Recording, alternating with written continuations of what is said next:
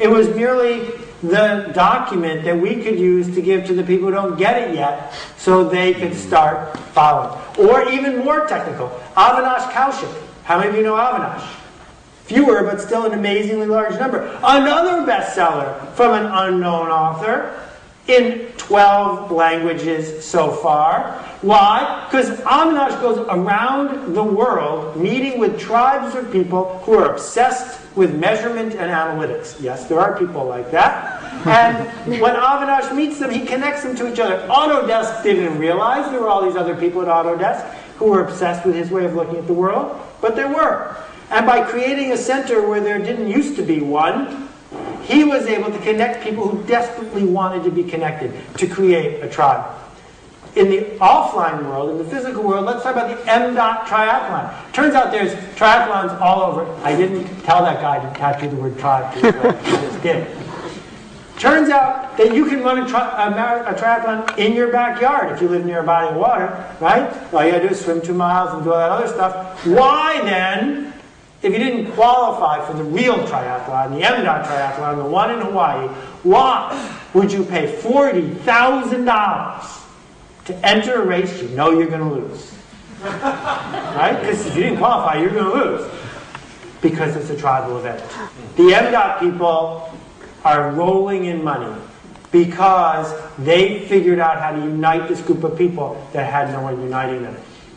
Interesting rule about tribes. I've got a few here, some of which I learned from you in the online talk thing. The reverse Groucho rule. Groucho Marx famous for saying, I don't want to be a member of any club that would have me. The reverse Groucho rule is, I don't want to be a member of any club that would have you.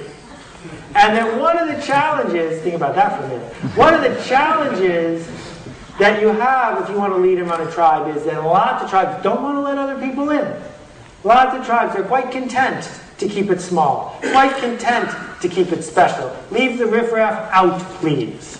And that overcoming that becomes important if you've made the choice that you need a big tribe. There are two things you can do with a tribe. One thing you can do with your tribe is you can make it tighter. Right? So you can take the existing group you've got and get them more committed. The Hare Krishnas are good at this. You got to wear the outfit, you got to be a vegetarian, you got to shave your head, you got to sing the songs. So it's not easy to become a Hare Krishna, but once you're in, you're in. The other thing you can do, though, is you can make your tribe bigger. That by making the tribe bigger, you simulate this sort of power. Oprah Winfrey's tribe keeps getting bigger. You know why? Because it only takes 2 hours to join. You watch the TV show, you're in. It's free, you're done. And so she has a big tribe, but not nearly the impact per person that the Hare Krishnas have. This decision becomes important because if you look at the entire universe of the world, it's very easy to say, wait a minute, you can't come, you're a sports fan. You can't come because I don't like you. You can't come because this. And then over time, as tribes get more and more exclusionary, they may get more pure, but they also get a lot smaller. And then what you need to do as you approach this problem, this challenge, is you got to think in advance, what kind of tribe do you want? Would it be possible for this event to have 2,000 people at it if I had promoted it in a different way and been more aggressive and spent more money? Probably. But it wouldn't have been worth nearly as much because it wouldn't have been the right people. You're the right people. You're the right people because it wasn't that easy to get here. It wasn't that easy to find out about it. It wasn't that easy to jump through all the hoops. That's on purpose because it makes it tighter. And once it's tighter, it makes it more likely that the people who are doing it are committed. And when people are committed, things get done. That, in fact, you are no longer a marketing manager. Managers, by the way, don't lead. Managers take yesterday's work and do it again tomorrow, but a little cheaper. They know what they want and they know how it's done. Leaders aren't sure what's going to happen next. They just have a vision. That's what leadership is, unveiling the future. So I compare, say, Duran Duran to someone who's leading a tribe. Duran Duran does a comeback. They do their album. They put up billboards. They put up the website with all the rollovers and the JavaScript. And it's a failure. Because they're just yelling at people. There's no Duran Duran tribe. They abandoned the tribe 20 years ago. And they just left them alone. And instead of coming back and organically growing this group of people, they just started yelling and hoped that people would come back. Whereas the Red Sox, if they're Red Sox fans, this is when usually they sigh. The Red Sox looked at the world and they said, wait, we won the World Series, but we're not going to win every year. We can't get a new stadium because this one's the one we got. So how are we going to grow?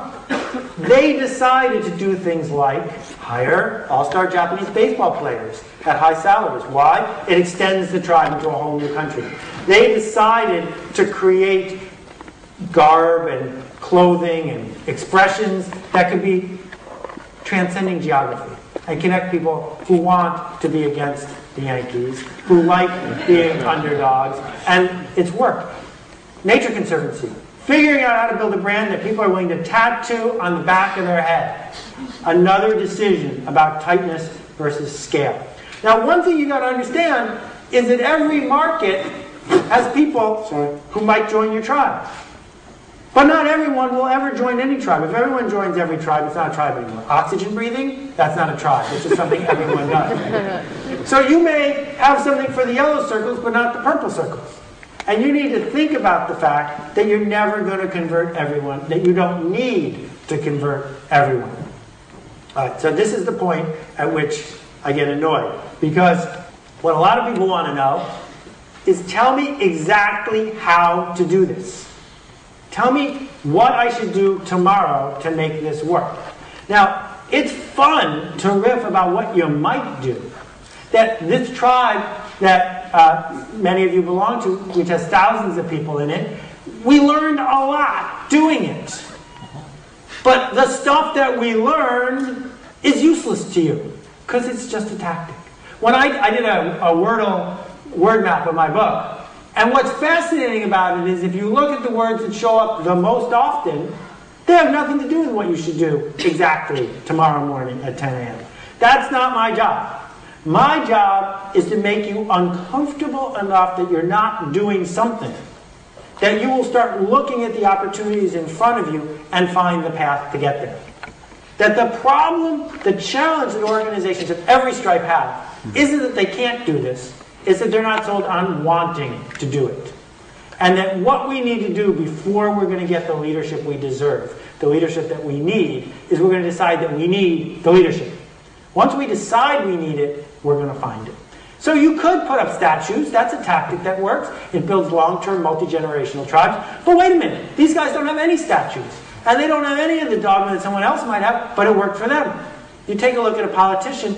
The first time Al Gore was out there trying to build a tribe, he failed and didn't end up getting the White House. The second time, he used a completely different set of tactics and changed the way the world thought about global warming. You might not know this, but more than 1,000 people have paid money, gone to Nashville, and been trained in how to give Al Gore's slideshow. And every single night, somewhere, dozens of people are giving it. That it grows. They teach other people how to give it, and it grows. Here are two tribe leaders. What exactly do they have in common? It's not clear to me that I could say, these tactics are right and these tactics aren't right, or vice versa. That the tactics aren't as important as the results that you get. So if I look at CrossFit, a group of slightly mentally unhinged people who do insane exercises in gyms at night, outdoors, in the dark, and that post pictures of themselves ripping tendons and hurting themselves and bleeding and calluses. The point is that they do it because they want to. And that Coach Gary, who leads the tribe, figured out how to work with this tribe the way this tribe needed to be worked with. And as a result, there's tens of thousands of people across the country. Every time he opens a new gym or one of his followers opens a gym, it's instantly sold out. The classes are full, not because he's talking to me or to you, but he's talking to somebody else who really needs to hear it. And he's leading them the way they need to be led. So this is Laura Fitton. How many of you follow Laura on Twitter? A bunch. So Laura, stay-at-home mom, 2 kids, starts Twittering a couple years ago. Now she has thousands of people following her, and she makes a really good living consulting about social media. With no fancy business cards, no office, she works from home, and she's raising 2 kids. Why? Because she figured out how to lead a group of 2 or 3 or 4,000 marketers online, 180 characters at a time. And that idea that the tactic doesn't matter. It doesn't matter if it's Facebook or a stamp. It doesn't matter if you're doing it over the PA system at a school or marching down the street in the developing world. The tactic isn't the key. The key is getting in sync with the people who are actually going to be connected. There's this